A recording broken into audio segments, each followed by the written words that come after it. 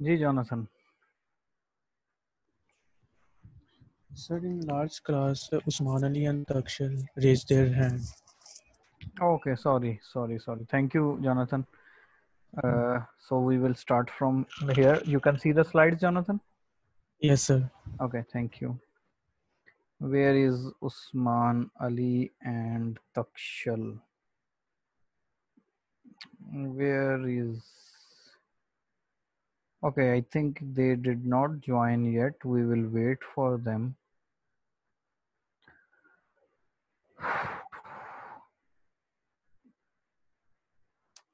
जो बच्चे class lock होने की वजह से क्लास में ना आ सकें, वो व्हाट्सएप के ऊपर अपनी अटेंडेंस मार्क करवा दें सीआर और जीआर को कि वो प्रेजेंट हैं, या किसी टेक्निकल इशू की वजह से अगर वो नहीं ज्वाइन कर पा रहे लेकिन क्लास के टाइम पर वो मौजूद हैं, तो वो सीआर और जीआर को व्हाट्सएप ग्रुप के अंदर बता दें और बाद में वो लेक्चर को यूट्यूब पर ज़रूर देख लें। और ये उन बच्चों के लिए हैं जैसे कि अभी मरियम थी, मेरा ख्याल मुंतहा थी, और एक दो और बच्चे थे, मुबीन था, जो कि रेगुलर स्टूडेंट्स हैं। उन बच्चों के लिए हरगिज़ नहीं है जो बिल्कुल क्लास में नहीं आते और व्हाट्सएप में एक मैसेज कर देंगे, जैसे कि शहजाद हो गया, तलहा हो गया, और आजकल हाफिज़ हनान साहब हैं, वो भी क्लास में नहीं आते। तो ये फैसिलिटी उन बच्चों के लिए बिल्कुल नहीं है। ये फैसिलिटी सिर्फ उन बच्चों के लिए है जो रेगुलर हैं, और मेरा ख्याल से नगीन फातिमा और जोनाथन जवेद बेहतर जानते हैं रेगुलर स्टूडेंट्स कौन से हैं। जी उस्मान बेटा, आप कुछ पूछना चाह रहे थे? सर इंटरवीनिंग जीन्स का पूछना जी बेटा।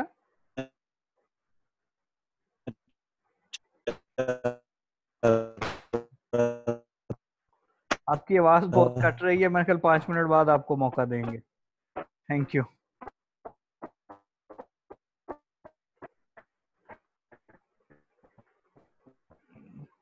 Takshal, we have Takshal here. Okay, I think we don't have.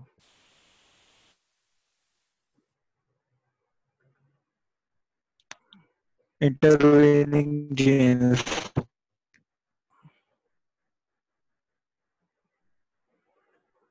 Usman Ali, मैं आपको म्यूट क्यों नहीं कर पा रहा?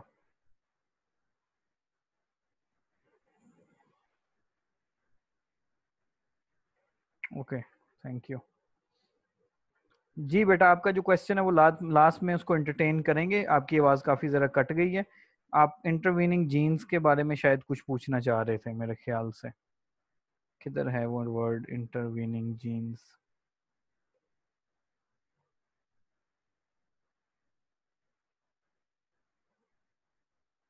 Okay, we will discuss in detail later. So it is a very interesting concept of 2R or not 2R. 2R का मतलब है 2 rounds, एक complete round from 1 to 100, and then this round just completely duplicate from 1 to 100 again. So now we have 2 patches of 1 to 100. That is 2 round, 2R, or not 2R is opposite to the 2R. So it's very interesting concept. Everyone just try to understand if you are interested in phylogenetic analysis and evolutionary studies. So after 5 minutes, we will lock the class.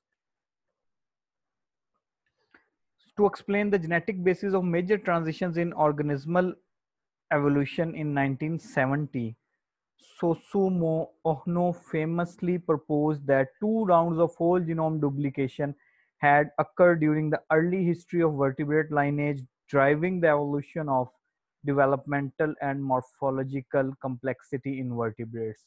Ohno's idea was based solely on genome size differences, chromosomal typologies, and recent tetra. जी नगीन फातिमा। जी बेटा। Sir ये पीरा आई थी आयशा।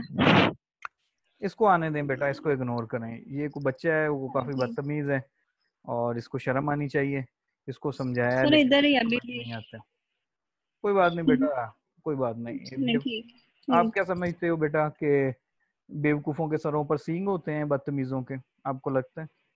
नहीं, उनके सरों पे सींग नहीं होते, वो हमारे जैसे ही होते हैं। आपको क्या लगता है कि जो जहन्नम में जाएंगे, जो माँ बाप के गुस्ताख और बदतमीज होते हैं, जो इस तरह की हरकतें करते हैं, वो कोई मुख्तलिफ होते हैं? वो हम जैसे ही दिखते हैं, लेकिन उनके अमाल थोड़े से गंदे होते हैं, और कुछ नहीं होता उनका। ठीक है, तो अगर इस बच्चे को शर्म नहीं आ रही है और ये अपना और अपने फैमिली का, पेरेंट्स का, अपने सोसाइटी का मजाक बना रहा है, तो हम इसको क्या कह सकते हैं? इसको इग्नोर करें, आप अपनी स्टडी पे तवज्जो दें।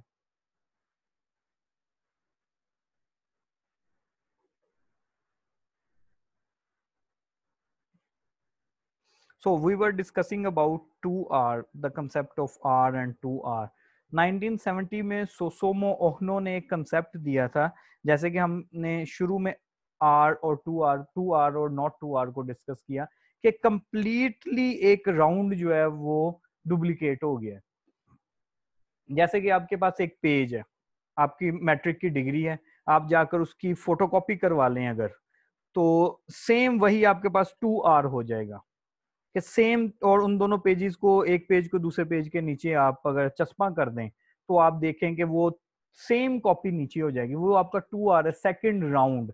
एक ही चीज की तमाम प्रॉपर्टीज, और you can say writing everything you have in the second round, that is known as 2R। Susumu Ohno ने ये कंसेप्ट दिया था कि टोटल का टोटल जो जीनोम है वो डुप्लीकेट हुआ और 2R हो गया, सेकंड राउंड बन गया।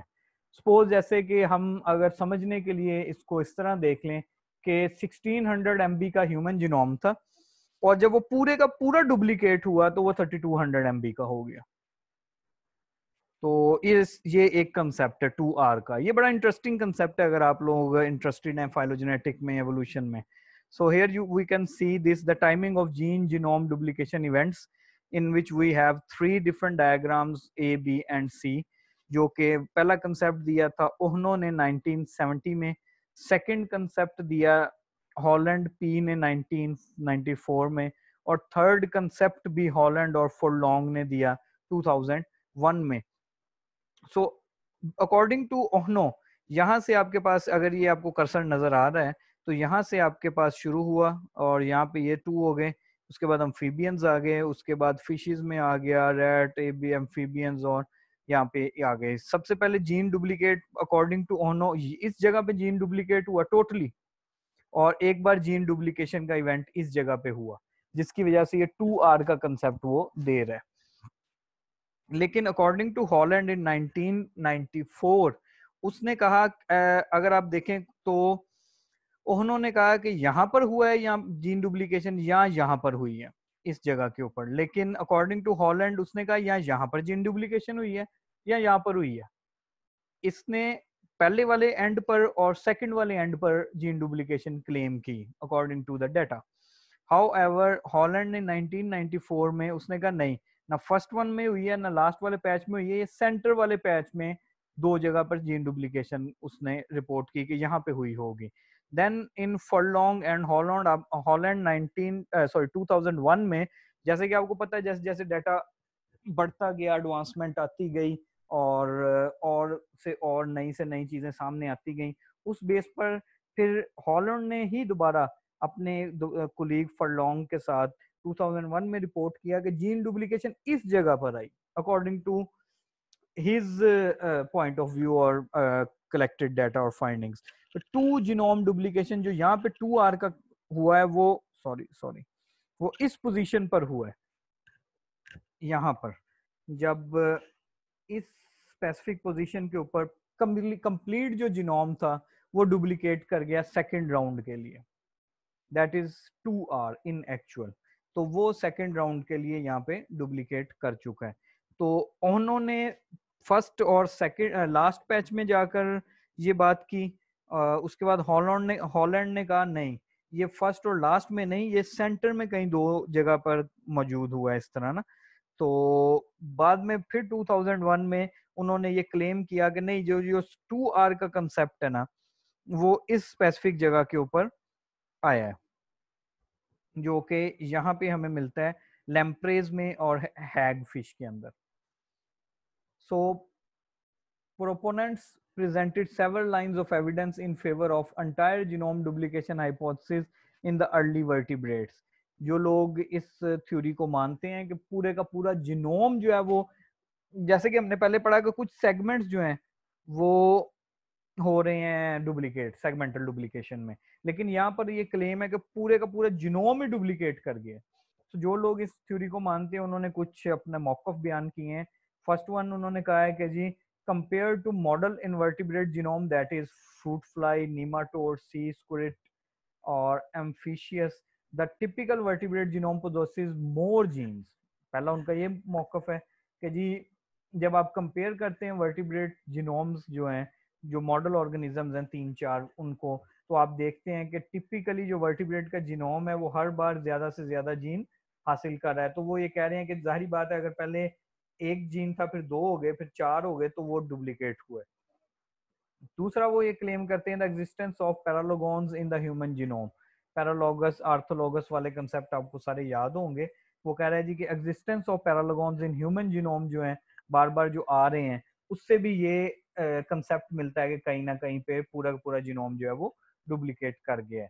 थर्ड नंबर के ऊपर वो कह रहे हैं कि the conservation of gene synteny throughout vertebrates and their invertebrate ancestors and the spread of these anciently conserved syntenic fragments among multiple vertebrate chromosomes, vertebrate paralogons।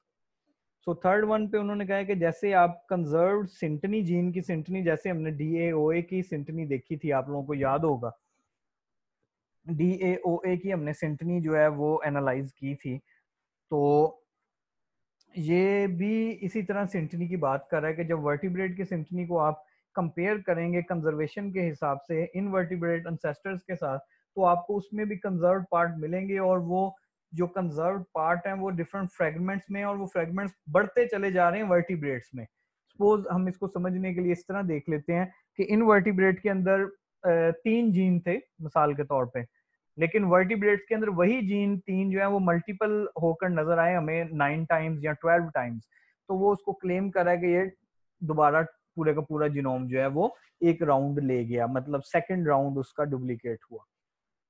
And fourth comment जो कि उन्होंने प्रपोज किया उसमें the refinement of extensive gene duplication events early in vertebrate history through molecular clock based approaches, absolute dating जिसको कहा जाता है, कि जब आप रिफाइन करते हैं जीन डुप्लीकेशन के बारे में पढ़ते हैं, उस डाटे को रिफाइन करते हैं, अंडरस्टैंड करते हैं, तो जो हिस्ट्री में जो शुरू के वर्टिब्रेट्स थे उनके मॉलिक्यूलर क्लॉक की बेस पे अगर आप अप्रोचेस लगाएं तो आपको ये अंदाजा होगा कि अर्ली वालों में जो जीनोम था और जो लेटर आए उनमें उन जीनोम की डुप्लीकेशन के एविडेंस मिलते हैं। Fifth one the extrapolation of genome evolution scenarios in plants and yeast to genome evolution events in vertebrates। जैसे कि हमने पहले भी एग्जांपल देखी है उसकी वीट की, ट्राइटिकुम एस्टिवम जिसको कहा जाता है, तो वही उन्होंने यहाँ पे भी कहा है कि जीनोम एवोल्यूशन के अगर सिनेरियोज हम प्लांट्स में या यीस्ट में देखेंगे तो तब भी हमें ये एविडेंस मिलेगा कि वर्टिब्रेट्स में या ये जो हमारे पास बहुत सारे जीनोम्स हैं उनमें डबल राउंड्स या ट्रिपल राउंड्स हुए हैं। लास्ट पे वो कह रहा है further piece of evidence in favour of 2 rounds of whole genome duplication hypothesis emerges from the observation that protostome invertebrates, fruit fly and deuterostome possesses single Hox cluster whereas the vertebrates have 4 or more clusters। कि हमारे पास एक और evidence भी मौजूद है, अगर हम 2 round of whole genome को सही समझ लें इस कंसेप्ट को, तो हमें ये देखने में मिलेगा कि जो इनवर्टिब्रेट्स में फ्रूट फ्लाई थी और जब वो आगे उसमें एक हॉक्स क्लस्टर था जो कि एक सिंगल मौजूद था, लेकिन आहिस्ता आहिस्ता जैसे जैसे वो वर्टिब्रेट्स में जाती गई फैमिली, तो अब उस हॉक्स फैमिली के मल्टीपल जीन्स या आप कह लें प्रोटीन्स या स्पेसिफिक ग्रुप मिलता है, क्लस्टर्स मिलते हैं, जो कि ये एविडेंस देते हैं कि पहले जो फ्रूट फ्लाई थी उसमें एक हॉक्स है, लेकिन ह्यूमन में सपोज 2 हॉक्स हैं या 10 हॉक्स हैं, तो ये भी एक एविडेंस देता है कि पूरे का पूरा जीनोम जो है वो सेकंड राउंड में गया है। So after that the concept of 2R concept of genome, that the whole genome completely duplicates. उसके बाद हमारे पास आता है piecemeal duplication hypothesis. इस hypothesis में वो कहते हैं कि जैसे हमने सबसे पहले पढ़ा सेगमेंटल डुप्लीकेशन, फिर हमने पढ़ा 2R. 2R का मतलब टोटल का टोटल जो जीनोम है वो राउंड कर गया, वो डुप्लीकेट हो गया. 1 से 100 तक था, वो 1 से 100 तक ही डुप्लीकेट होकर अब 1 से 200 तक है, लेकिन 1 से 100 और 1 से 100 उसी तरह ही है. लेकिन पीस मील डुप्लीकेशन में वो कह रहे हैं कि इस कंसेप्ट में, हाइपोथेसिस में ये है कि टोटल का टोटल जीनोम डुप्लीकेट नहीं हुआ, फ्रॉम 1 to 100 नहीं हुआ, कुछ पीसीज में हुआ है. सपोज 1 to 100 हमारे पास था और 3 पीसीज में वो हुआ है, 20 to 30 हो गया, 50 to 60 एंड 80 to 90. तो अब हमारे पास टोटल 130 का है, टोटल 200 का नहीं है. जैसे कि 2R में तो हमने देखा था कि 100 अगर हमारे पास है जीनोम 100 का है, तो वो जब टोटली कंप्लीटली डुप्लीकेट होगा तो वो 200 का हो जाएगा. लेकिन पीस मील में वो ये कह रहा है कि टोटल हाइपोथेसिस में कि टोटल 100 जो है वो नहीं डुप्लीकेट हुआ, उस टोटल 100 में से कुछ पीसीज जो हैं वो डुप्लीकेट हुए हैं, सपोज 20-30, और उन पीसीज के बिना पर वो आगे जाकर डुप्लीकेट हो गए. जैसे सपोज हमने देखा कि 30, हमने इस एग्जांपल में देखा कि 100 का है तो 20 से 30, 50 से 60, 70 से 80, तो 130 का टोटल हो जाएगा. तो opponents of the 2R hypothesis argued that the current data is not compelling evidence for polyploidation. जैसे कि हमने पहले बात की थी कि polyploidy का मतलब है more than one time. An increase in the number of paralogous genes in vertebrates occurred as a result of small-scale gene duplication events involving single genes and chromosomal segments scattered at different times during the history of life. In spite of extensive empirical scrutiny, the 2R remains controversial. ठीक है जी. जैसे कि हम in details तमाम की चीज़ों को discuss कर चुके हैं, वही उन्होंने यहाँ पे दोबारा हमें बताई हैं कि जो 2R के कंसेप्ट को, हाइपोथेसिस को नहीं मानते, उनका ये कहना है कि जो एविडेंस मौजूद हैं वो इतने आप कह लें कि अट्रैक्टिव एविडेंस नहीं है कि हम इस कंसेप्ट को मान लें कि टोटल का टोटल जो जीनोम है वो डुप्लीकेट हुआ है. हाउएवर कुछ पीसीज के अंदर जो है वो जीन डुप्लीकेशन के इवेंट्स जो हैं वो हुए हैं, और वो सेगमेंटल क्रोमोसोमल सेगमेंट्स में से हुए हैं, scatteredly different times during the history of life में हो चुके हैं. और उनका ये भी कहना है कि जो पीस मील डुप्लीकेशन हाइपोथेसिस के मानने वाले हैं कि 2R जो है वो अभी तक कंट्रोवर्शियल है. ये देखें जी, अब हमारे पास एक 2R और नॉट 2R के लिए एक ये 4 जीन जो हैं हमारे पास आ चुके हैं. Chromosome number 2, 7, 12 and 17. ये क्रोमोसोम नंबर 2 है, this one chromosome number 2, chromosome number 12, chromosome number 7 and chromosome number 17. और इसमें वो बार बार दिखा रहा है कि पूरे का पूरा राउंड नहीं हुआ. जैसे आप देखें ये येलो, यहाँ पे भी येलो है, और ये वाला जो येलो है, जैसे कि ये वाला येलो इधर ग्रीन वाले के साथ डुप्लीकेट कर रहा है, chromosome number 7 to 17. This red one is going to duplicate with chromosome number 12, this portion. Green one from here to here, this green one from here to here, and this red one from chromosome number 2 to chromosome number 7, 12. So इससे वो ये show कर रहा है कि पूरे का पूरा जीनोम नहीं हो रहा, कुछ सेगमेंट्स हो रहे हैं, जैसे कि हमने पहले भी देखा था. ये ह्यूमन पैरालोगॉन्स फिर उन्होंने देखे क्रोमोसोम नंबर 8, 14, 16 एंड 20 के, जैसे कि हमने पहले भी देखे थे. सेम कंसेप्ट उन्होंने यहाँ पे दिखाया. हम पिछले लेक्चर्स में भी देख चुके हैं कि कैसे सेगमेंटल डुप्लीकेशन वाले लेक्चर में. तो यहाँ पे भी उन्होंने ये मेंशन करने की कोशिश की है कि कौन सा पोर्शन कहाँ पे डुप्लीकेट हो रहा है ह्यूमन का ना. Similarly, in chromosome number 13, 3 and 17, and you can see from here, ये chromosome number 3 है और ये chromosome number 17 है. So FBXL2 or these genes you can see also present in at position chromosome number 17. However, ये completely duplication की तरफ नहीं जा रहा, ये piecemeal duplication concept की तरफ जा रहा है. ये जो 4 क्रोमोसोम है, क्रोमोसोम नंबर 12, 17, 2 और 7, इसमें भी 2005 में ये पोलो जी जो रिसर्चर है इसने इसको क्लेम किया है और नीचे उसने ये जीन्स को डिफरेंट कलर्स के साथ डिपिक्ट करवाया और उन लाइंस को यहाँ पे शो किया है.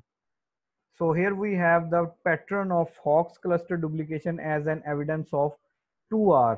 जैसे कि हमने पहले भी देखा था कि हॉक्स में वो ऊपर क्लेम कर रहा था कि जो हॉक्स है वो इनवर्टिब्रेट में फ्रूट फ्लाई में अगर एक है तो वर्टिब्रेट में उसका क्लस्टर मौजूद है या मल्टीपल टाइम्स मौजूद है. तो from here in this from this phylogenetic tree वो बता रहा है कि हॉक्स जो जीन है या स्पेसिफिक फैमिली है वो कैसे R, 2R और 3R और मल्टीपल आर्स की तरफ गई है. हेयर हमने देखा कि ये देखें 1R फर्स्ट राउंड में जो एम्फीबियंस थे इनवर्टिब्रेट्स कोऑर्डिनेट्स थे उनमें ये मौजूद थी 1 2 3 4 5 6 1 2 14. ठीक है जी. उसके बाद यहाँ पर अगर इसका 2R हुआ 2 राउंड्स हुए यहाँ पे लेप्रे में भी आ गया और इधर भी ये तमाम में अब 2R आ जाएंगे जो इस क्लेड से आगे हैं जिसमें ये दो भी आते हैं और ये पूरे का पूरा भी आता है आपके पास क्लेड ना. तो आप इसमें देखें एक आपके पास यहाँ आ गया जिसपे ये सारे के सारे हैं ए बी जो था वो डुप्लीकेट हुआ CD बन गया कुछ उसमें मिस हो गए कुछ इंसर्शन हुई कुछ डिलीशंस हो गई ये जॉलेस वर्टिब्रेट्स में आ गए. उसके बाद ये 2R यहाँ पर भी चला एलिफेंट में शार्क में हॉर्न शार्क में ये ABCD 4 हो गए ABCD हो गए कुछ इसमें इंसर्शंस हो गई कुछ डिलीशंस हो गई. ये जो आपके पास यहाँ पे कंसेप्ट आ रहा है 3R का यहाँ पे आ जाएगा. ठीक है. यहाँ पे सिंगल था यहाँ पे डबल हो गया यहाँ पे 4 हो गए 2 से 4 1 से 2 2 से 4 और ऊपर जो है ये 3 राउंड में ये चला गया 3R यहाँ पे हुआ फुगो में और ज़ेब्रा फिश में. आप देखेंगे अगर ह्यूमन में भी आपके पास 4 रह गए 2R क्योंकि ये वाली क्लैड यहाँ तक 2R जा रही है यहाँ पे 3R हुआ है तो जो नीचे वाला क्लैड है वो 2R पे ही रहेगा लेकिन ऊपर वाले में 3R हो चुकी है. जैसे कि 1R यहाँ पे था इसमें 1R में एक चेंज आया एक बार राउंड उसका चेंज हुआ लेकिन इस वाले क्लैड की वजह से 2R हो गया इसमें डबल हो गए यहाँ पे भी डबल गए ऊपर 3 हो गए लेकिन नीचे वाले में फिर 2R ही रह गया. तो फुगो और स्टिकल बैक में ज़ेब्रा फिश में 3R है जो कि जॉर्ड वर्टिब्रेट्स हैं. तो दोबारा अगर हम इसको देखें तो फर्स्ट वन में हमारे पास एक ही था सेकंड वन में उसकी डबल कॉपी हो गई थर्ड वन में डबल से जब दोबारा डबल हुई तो 2 से 4 हो गए. यहाँ पे आप देख सकते और इनमें इंसर्शन डिलीशंस होती रही वो एक अलग टॉपिक निकल जाएगा. यहाँ पे ये देखें इसमें भी 4 थे ABCD इधर भी ABCD और ह्यूमन में भी ABCD. हाउएवर फुगो और ज़ेब्रा फिश में 3 राउंड हुए तो ये आप देख सकते हैं AA AB AB BA BB CA DA DB 1 2 3 4 5 6 7 यहाँ पर आगे और ये सॉरी यार 1 2 3 4 5 6 7 इसमें आ गए तो इसमें भी वो डुप्लीकेशन और इंसर्शन और डिलीशंस आपके सामने आ गए. Then we have a molecular clock based age estimates of human duplicate genes के जीन्स कब डुप्लीकेट हुए ये हमने अपने पिछले लेक्चर में भी इस तरह के ग्राफ्स को स्टडी किया था. तो इसमें y एक्सिस में अगर आप देखें तो 0 10 25 और 40 में % ऑफ जीन्स जो डुप्लीकेट होते हैं वो हैं और एक्स एक्सिस में आपके पास मिलियन ऑफ ईयर्स अगो कितने मिलियन ईयर अगो ये हुआ it's from 0 to almost 1000. So you can see that almost from 500 to 900. So there in this time period almost 500 to 900 million years back there was a complete duplication of genome R or 2R concept. Here we have another example of this 2R hypothesis and its phylogenetic implications के ये हमारे पास ABCDE jeans थे first round of duplication में वो A1 B1 C1 D1 और E1 और इसी तरह इधर वो आ चुका है A2 B2 ये मतलब डुप्लीकेट हो गए 2 कॉपीज बन गई उसकी एक कॉपी 1 बन गई एक कॉपी 2 बन गई. तो जो कॉपी 1 में जीन्स थे सारे के सारे वो जीन 1 1 1 1 हो गए और जो कॉपी 2 में जीन्स थे वो सारे 2 2 के हिसाब से आ गए. अब वो दोबारा जब अगली जनरेशन में गए तो आप देखें B1 जो है और D1 है और इधर लास्ट में E2 जो है ये आगे सरवाइव नहीं कर सके, उन पे क्रॉस लगा हुआ है। और ये वाला जो हमारे पास 1 की फैमिली थी ये वाली, ये दोबारा जब डुप्लीकेट हुई तो उसने भी 2 कॉपीज बनाई। अब वो बन गई A1A और A1B डुप्लीकेट होने की वजह से। इसको ये इसलिए इस तरह लिखे गए हैं ताकि डिफरेंशिएशन हो सके। और आपने देखा था कि इसमें B1A और D1A जो है वो नहीं आया, इसमें B1B D1B नहीं आया क्योंकि ऊपर B1 और D1 निकल गए। जब B1 और D1 निकल गए तो ऑब्वियसली उनके नीचे जो दोनों कॉपीज बनी दोनों में वो जीन नहीं है। सिमिलरली जो 2 था उसमें D2 नहीं, E2 नहीं था, तो E2 की जो दोनों तरफ कॉपीज गई वो खत्म हो गई। Excuse me. लास्ट में दोबारा जब वो अगली जनरेशन में आपके सामने जा रहे हैं तो आप देखें कि उसमें बहुत सारी इंसर्शंस और डिलीशंस देखी गई हैं। जो ये ग्रीन कलर के एरोज हैं वो रिटेंशन को बता रहे हैं और जो रेड कलर के एरोज हैं वो डिलीशन को बता रहे हैं। जहां जहां पर क्रॉस लगा हुआ है वहां वहां पे जीन डिलीट हो गया, वो निकल गया बाय एनवायरमेंटल फैक्टर की वजह से या और बहुत से फैक्टर्स की वजह से। हाउएवर जो ग्रीन एरोज हैं वो ये डिस्क्राइब कर रहे हैं कि ये तमाम ये जीन्स ने अपने आप को मेंटेन किया, सरवाइव किया और ये नेक्स्ट चले गए। So here in figure B इसमें भी यही दिखाया गया है कि अगर हम इसको एज ए 1 देखें, इसकी बिल्कुल स्ट्रेट लाइन में, कि ये एक था, जब वो डुप्लीकेट हुए तो C1A, C1B, C2A and C2B बन गया। तो यहाँ तक ये एक राउंड कंसिडर हो रहा है और ये टर्न 2 है, T2 है और ये T1 है, टर्न 1 और टर्न 2। सो इधर हम एक और एग्जांपल देखते हैं, gene history of hypothetical animal genes जो हैं कि इनको हमने कैसे देखना है। A, B और C 3 दिखाए गए हैं। इसमें पहले वन में जो A है उसमें ये दिखाया गया है कि जोनाथन जावेद, किधर गया जोनाथन? जी जोनाथन, यार ये ज्यादा एग्जॉस्टिव तो नहीं हो रहा लेक्चर आप लोगों के लिए? हो रहा है सर। बड़ा मासूमाना जवाब दिया है मोहतरम ने। तो अभी 10 स्लाइड्स पढ़ी हैं, आप कहते हैं तो इनको अगले लेक्चर में समराइज कर लेंगे या अभी कर लें, क्योंकि जो मेन मकसद है बेटा वो आपका समझना है। अगर आपको समझ ही ना आई तो फिर फायदा नहीं है। सर इसकी तो समझ आ रही है। पक्की बात है, कंटिन्यू करें? कर ली sir. Okay, anyone else want to say something, please raise your hand अगर आप लोग इसको चलने देना चाह रहे हैं लेक्चर को, क्योंकि 10 स्लाइड्स और हैं हमारे पास, तो इनको अभी कवर कर लें या नेक्स्ट लेक्चर में। आपका समझ आना आपको वो इम्पोर्टेंट पॉइंट है। अगर कोई भी हाथ नहीं खड़ा करेगा तो मैं ये समझूंगा कि ये लेक्चर को चलने दिया जाए। You have 30 seconds for this.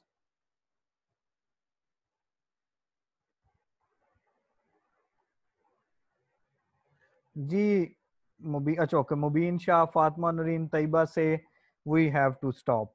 3 vote from 17, 4 Abdul Hanan,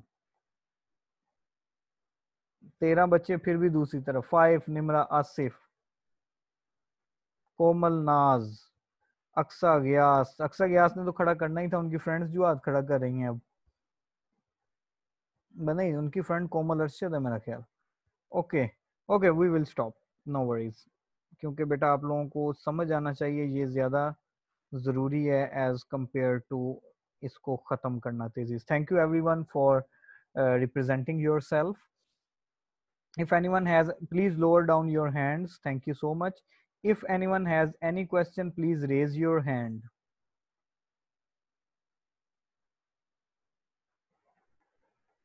Abdul Hanan, do you have any question? जी अब्दुल हनान।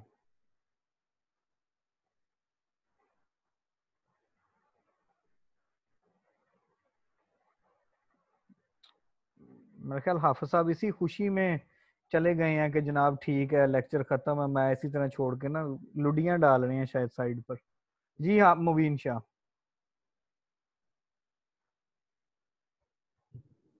अस्सलाम सर। सर वालेकुम। जिन स्पीशीज का जीनोम बहुत ज्यादा बड़ा है, एक दो बैक्टीरिया और भी कई स्पीशीज हैं, जी तो जी हम ये नतीजा अखज़ कर सकते हैं कि उनमें ये राउंड्स जो है वो डुप्लीकेट हुए हैं या उनका जीनोम डुप्लीकेट हुआ है? नहीं, उसके लिए आपको एनालिसिस करना पड़ेगा। आप उसी के यानी जीनोम जरूरी नहीं को है। उसी के, हाँ जी जरूरी नहीं है ना आपको, आप एविडेंस के, साइंस में बेटा एविडेंस के साथ बात होगी, आपको एविडेंस देना पड़ेगा। आप विदाउट हाइपोथेसिस या आप ऐसे करें जीनोम, आप बैक्टीरिया ए है सपोज, आपको लग रहा है कि ये इसमें 2R हुआ है, तो उस बैक्टीरिया को उसके अपने ही जीनोम के साथ सीक्वेंस करके देखो, सॉरी अलाइन करके देखो, अलाइनमेंट कैसे हाँ करना अलाइनमेंट करके देखें, मल्टीपल सीक्वेंस अलाइनमेंट जिसको कहा जाता है, अलाइनमेंट करके देखें, आपको पता चल जाएगा। या आप ऐसे करें, आप उसके 2-3 पैचेस बनाकर एक दूसरे के साथ अलाइन करके देख लें, आपको अंदाजा हो जाएगा। अगर मोर देन सपोज करें जी आपने 2 हाफ में उसको कन्वर्ट कर लिया, या चलें पूरे पूरा जीनोम लिया, आपने उसको अलाइन करवाया, तो उसकी अपने ही जीनोम के साथ 70% अलाइनमेंट आ रही है, तो आप ये क्लेम कर सकते हैं कि ये 2R हुआ है, क्योंकि वो सेम आ रहे हैं। और अगर वो आई 5% या 10% रही है, तो फिर आप नहीं क्लेम कर सकते, फिर आप शायद पीस मील थ्योरी की तरफ चले जाएं। तो ये आपके रिजल्ट्स पे डिपेंड करता है। ठीक है शाह साहब? Okay sir. Anyone has any other question, please raise your hand. Okay, thank you everyone for joining, and thank you so much.